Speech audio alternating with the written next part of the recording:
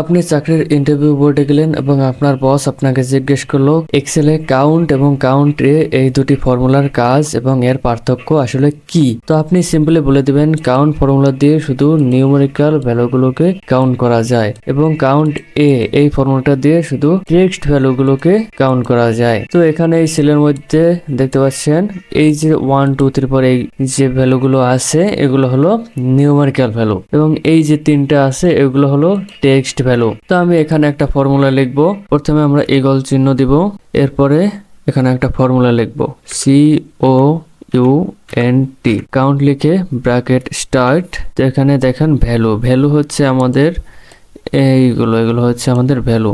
এরপর bracket close, enter. দেখুন এখানে এই যে নিউমেরিক্যাল ভ্যালু যতগুলো আছে সবগুলোকে সে কাউন্ট করলো।